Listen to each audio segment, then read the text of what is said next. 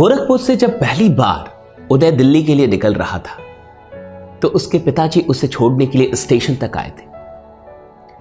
तब उसके पिताजी ने उससे जाते वक्त एक बात कही कि बेटा याद रखना कि तुम्हारे पिता कोई ऑफिसर नहीं है और तुम्हें पता है कि मैं एक प्राइवेट कंपनी में एक छोटी सी नौकरी करता हूं और उसमें जितने मुझे पैसे मिलते हैं उसमें यह संभव नहीं था कि मैं तुम्हें दिल्ली पढ़ने के लिए भेज पाऊं, लेकिन मैं ऐसा सिर्फ इसलिए कर रहा हूं कि मुझे तुम पे बड़ा विश्वास है कि तुम मेरे सपने को पूरा करोगे और तुम जरूर एक सरकारी नौकरी लेने में सफल होगे। उदय ने यह बात अच्छी तरीके से समझ ली थी और वो पूरे रास्ते पिता का जो ये सपना था उसे पूरा करने के लिए संकल्प ले रहा था कि मैं एक सरकारी नौकरी जरूर लूंगा। उदय को अब दिल्ली में रहते हुए करीब 2-3 साल बीत गए। काफी समय से वो तैयारी कर रहा था, लगातार मेहनत कर रहा था, लेकिन नौकरियों के हालात बढ़िया नहीं थे। सरकारी नौकरियों में संख्याएं हमेशा घटते चली जा रही थी, सीट्स हमेशा घटते चले जा रहे थे और उदय जो दिन रात मेहनत करने के बाद भी ये देख रहा था कि दिल्ली के अंदर और भी कई लोग हैं जो उससे कहीं बेहतर है। फिर भी वो दिन रात सिर्फ इसलिए लगा हुआ था क्योंकि बार बार पिताजी की वो बात याद आती थी कि देखना मेरा एक सपना है कि तुम्हें सरकारी नौकरी मिल जाए और इसलिए मैं भेज रहा हूं, वरना मेरी औकात नहीं थी तुम्हें दिल्ली भेजने की। जब 2.5-3 साल बीत गए तो उदय को ऐसा लगा कि अब तो उसे कुछ करना चाहिए। वो कब तक पिताजी से पैसा लेगा, उसे सेल्फ डिपेंडेंट होना चाहिए। और जब सरकारी नौकरियों में कोई खास भविष्य और कुछ खास उम्मीद उसे नहीं दिख रही थी तब वो कुछ ना कुछ तलाश कर रहा था। तभी उसी बीच उसे नेटवर्क मार्केटिंग का प्लान मिला। उदय को वो चीज बहुत अच्छी लगी। उसे ऐसा लगा कि वो यहां से कुछ बड़ा कर सकता है, इसलिए उदय ने नेटवर्क मार्केटिंग ज्वाइन कर लिया और फिर वो काम करने लगा। सारी चीजें बढ़िया चल रही थी, लेकिन उदय का एक दोस्त, उसी के गांव का एक दोस्त जो दिल्ली में रहता था, उसे ये बात पता चली कि उदय किसी नेटवर्किंग कंपनी में जुड़ गया है और आजकल वो नेटवर्किंग कर रहा है। उसने ये बात उसके पिताजी को बता दी।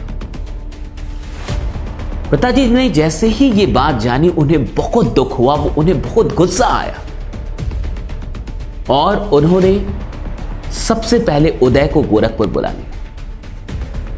जब उदय गोरखपुर पहुंचा उसे पता नहीं था कि उसे क्यों बुलाया जा रहा है। पिताजी ने कोई कारण नहीं बताया और जब वो घर पहुंचा उसके बाद पिताजी ने उसे बहुत डांटा, इमोशनली भी ब्लैकमेल किया और सारी बातें कही कि तुम भला नेटवर्किंग कैसे कर सकते हो? क्या तुम भूल गए कि मैंने तुम्हें किस लिए दिल्ली भेजा था? मेरा एक सपना था कि तुम सरकारी नौकरी लोगे और तुम मुझसे धोखा कर रहे हो। तुम जाके वहां पे यही जोड़ने वोड़ने वाला धंधा कर रहे हो। क्या मैंने तुम्हें इसके लिए दिल्ली भेजा था?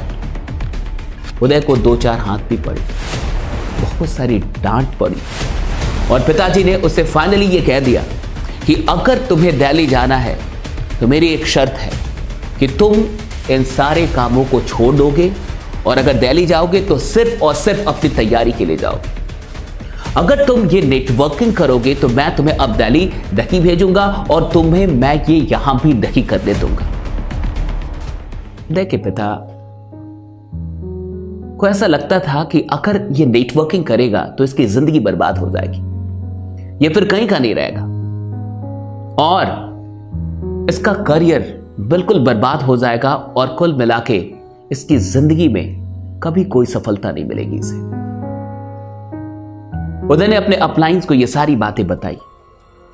अपलाइंस ने उदय को सजेस्ट किया कि देखो अभी एक काम करो, क्योंकि तुम्हारे पिता अभी ये समझने के लिए तैयार नहीं है, इसलिए अभी तुम झूठ बोल दो और झूठ बोल के दिल्ली आ जाओ। उदय को एक पल के लिए लगा कि मैं झूठ कैसे बोल सकता हूं। फिर जो अपलाइंस थे उन्होंने ये समझाया कि आखिर तुम ये काम किसके लिए कर रहे हो? क्या ये काम तुम सिर्फ अपने लिए कर रहे हो या अपने परिवार के लिए कर रहे हो? कर तो तुम अपने ही परिवार के लिए रहे हो ना। अगर तुम आज सच बोलते हो तो तुम्हारे पिताजी तुम्हें दिल्ली नहीं आने देंगे और ना ही वो वहां तुम्हें नेटवर्क मार्केटिंग करने देंगे। सो फाइनली तुम्हारे जो भी सपने हैं अपने लिए और अपने परिवार के लिए तुम्हें वो सब कुछ छोड़ना होगा। इसलिए अच्छा होगा कि आज तुम एक झूठ बोल लो, क्योंकि ये झूठ तुम अपने ही परिवार के लिए बोल रहे हो। उदय को बात समझ में आई और उदय ने फाइनली ये झूठ बोल लिया कि ठीक है पापा, मैं वहां जाऊंगा, लेकिन इस बार मैं नेटवर्किंग नहीं करूंगा, मैं सिर्फ और सिर्फ अपनी पढ़ाई करूंगा। उदय दिल्ली आ गया, लेकिन जैसा कि आप जानते हैं उदय ने अपनी पढ़ाई तो जारी रखी, लेकिन नेटवर्क मार्केटिंग भी करना नहीं छोड़ा। वो दिन के 2-3 घंटे निकाल के नेटवर्क बनाने पे ध्यान देता था और बाकी के समय में वो सेट प्रैक्टिस किया करता था। अब लगभग उदय को रहते हुए 5-5.5 साल हो गए, लेकिन रिजल्ट के नाम पे कुछ भी नजर नहीं आ रहा था। नौकरी नहीं लग रही थी, नौकरी नहीं हो रही थी। और इधर वक्त आ गया 2020 के मार्च का।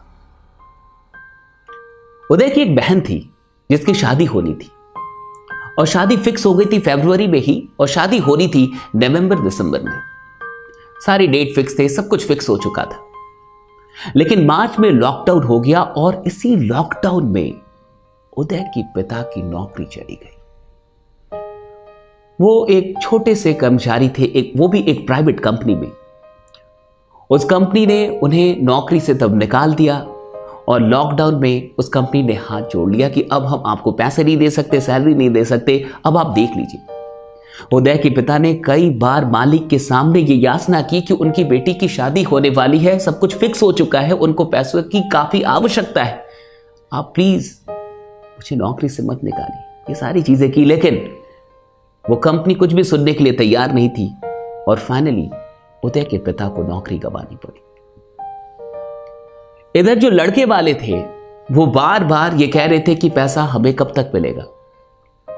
आप बेहतर तरीके से जानते हैं कि भारत में अधिकतर शादियां हो सकता है कि पेपर पे बिना दहेज के हो, लेकिन प्रैक्टिकली वहां दहेज चलता ही चलता है।